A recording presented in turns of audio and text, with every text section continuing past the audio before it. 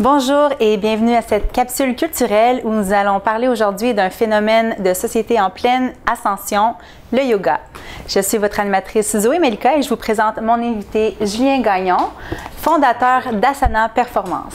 Bonjour Zoé. Bonjour Julien. Alors, le yoga est devenu un véritable style de vie, mode de vie pour des millions de personnes à travers le monde et connaît de nouveaux adeptes à chaque jour. Donc, pourquoi? Qu'est-ce que recherchent les gens? Bien, de ce que je vois, en fait, de ce que je peux voir dans le milieu du yoga, je pense que les gens viennent, je pourrais dire, j'utiliserais le terme une hygiène de vie, en fait. Parce que bien sûr, les gens viennent surtout pour un exercice physique qui est quand même intelligent, bien fait, tout ça. Puis en même temps, bien bénéficier d'un genre de repos de l'esprit ou, bon, pour certains, c'est un peu plus une évasion, malgré que le yoga, ça devrait pas être une évasion, mais c'est un peu ça, ou un genre de pause où on combine le soin du corps avec le soin du mental, finalement. OK, très bien. Et les bases du yoga ainsi que la philosophie changent-elles d'un pays à un autre? Oui, ça c'est certain, parce que quand on va en Inde, vraiment, où le yoga a émergé, où le yoga prend ses racines, on voit que c'est complètement autre chose. Donc en Inde, c'est beaucoup plus religieux comme pratique, beaucoup plus dévotionnel. Donc les gens vont le faire pour vraiment atteindre un niveau de spiritualité. Et le corps est un peu secondaire à la pratique, donc c'est pas comme le yoga qu'on connaît ici. En fait, ce qu'on connaît ici comme yoga, c'est vraiment un yoga qui est beaucoup plus américain, parce que c'est les Américains qui ont vraiment commercialisé le yoga. Et il y a même certains auteurs qui, en fait, critiquent un peu le milieu du yoga, qui vont dire que ce qu'on pratique, c'est le International American Yoga. Donc c'est un yoga à saveur américaine, à saveur blanche américaine même. Donc c'est autre chose, là. Et ça va différer même en Europe, c'est différent un peu. En Australie, ça sera différent, etc. Mais surtout en Amérique, c'est vraiment le yoga américain. OK, intéressant. Puis ici à Montréal, à quoi ressemble le bassin culturel dans les différentes écoles de yoga? Bien, c'est sûr, ça fait quand même un bout que je suis dans le yoga et ça demeure quand même mon opinion. Mais c'est encore une clientèle qui est encore très femmes blanches, je dois dire, en majorité. Donc, on le voit, c'est ça, par la publicité même qu'on voit du yoga, là. C'est beaucoup ça. Mais je pense que ça change parce que le yoga devient de plus en plus dans les quartiers. Donc, il y a beaucoup plus de petits studios qui s'implantent dans les quartiers. Mais il y a encore les grands studios là, qui sont au centre-ville et tout ça. Puis ce qu'on voit, c'est vraiment une clientèle très typique, en fait, là. Malheureusement, un peu.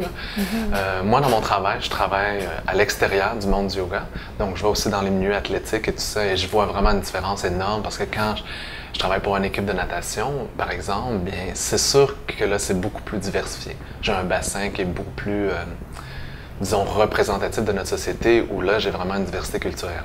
Sauf que dans les studios de yoga, c'est pas le cas. OK, d'accord. Et en ce qui a trait au côté spirituel du yoga, est-ce qu'on peut dire que ça se commercialise beaucoup avec le temps, au fil du temps? Complètement. C'est une des choses qui est un peu, on pourrait dire dommage, hein, parce que la spiritualité, bien, ça n'a pas de coût. Donc, ça ne devrait pas avoir de marketing. Mais oui, ça se fait et bien, ça crée une espèce d'image du yoga qui est un peu bizarre parce qu'il y a souvent une mauvaise compréhension de la spiritualité au travers de ça. C'est comme une spiritualité qui annonce le bonheur et la vie éternelle, mais c'est pas ça. Donc oui, ça s'est un peu perdu là, au travers de ça. Là, ça s'effrite, je dois dire. D'accord. Et il semble qu'il y a de plus en plus de gens qui veulent devenir professeurs de yoga et suivre des formations justement pour enseigner le yoga aux autres. Donc, dans ces formations, est-ce qu'elles sont toutes accréditées, reconnues par le gouvernement? Est-ce qu'elles sont toutes une espèce de standard commun? Bien, il y a des standards, mais ce n'est pas des standards qui sont gérés par le gouvernement. En fait, comme je disais, c'est un standard qui est géré surtout par une association en Amérique. Il y en a aussi des francophones qui viennent un peu de l'Europe, mais c'est des standards qui, en fait, je dois dire, sont très bas. Parce que le standard, en fait, de base, c'est un 200 heures. Donc, il faut se dire que 200 heures, ça l'équivaut à un mois à temps plein. Okay. Donc, si on compare ça à une étude universitaire de 3 ans, 4 ans, alors c'est vraiment peu.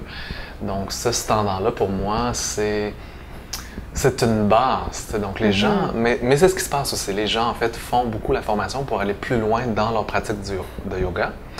Mais ça nous indique qu'il faut faire attention. Parce que si on fait affaire avec un professeur qui a fait un mois d'études, bien, on va avoir un mois de bagage.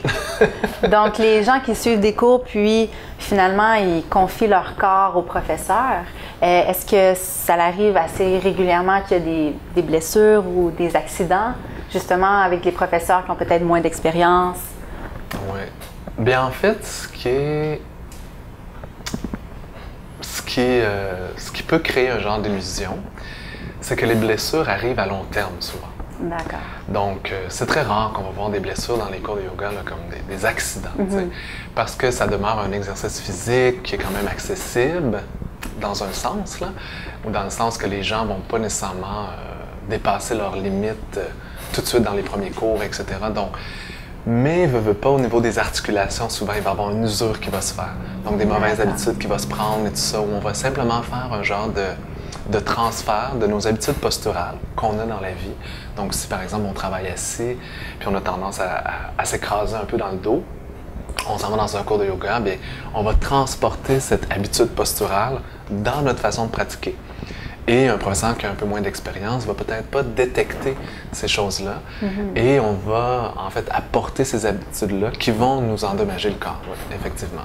D'accord, intéressant. Il y a aussi, on voit beaucoup d'ateliers à l'extérieur, des ateliers de yoga qui rassemblent des vingtaines, des fois des centaines de personnes. Est-ce que le yoga se veut rassembleur, ouvert à tous? Parce qu'il y a un côté aussi un petit peu commercial qui vont promouvoir une certaine compagnie de vêtements de yoga, par exemple. Bien, je pense que ça se veut ça. Tu sais, je pense que les gens ont vraiment des bonnes intentions. Il faut reconnaître ça, je crois.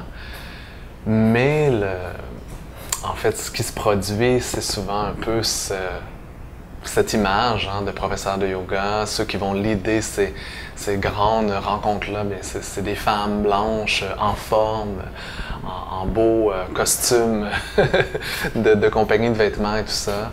Alors, ça donne des rassemblements qui ne sont pas encore représentatifs de notre société, donc pas très diversifiés au niveau de la culture.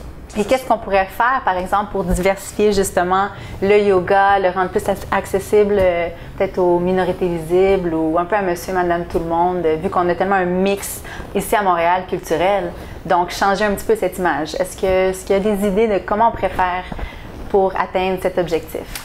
Bien, je pense, comme je l'ai dit, ça se produit déjà, ça change avec le temps. Parce que ce qu'il faut, c'est en fait qu'il y ait des profs aussi qui soient représentatifs de notre diversité culturelle. Donc, c'est une question de temps. Et c'est le fait que le yoga aussi va de plus en plus vers les gens. Donc, quand on va prendre cette voie-là de plus en plus, d'aller de plus en plus à la rencontre de différentes cultures, bien là, il va y avoir cet échange qui va se faire.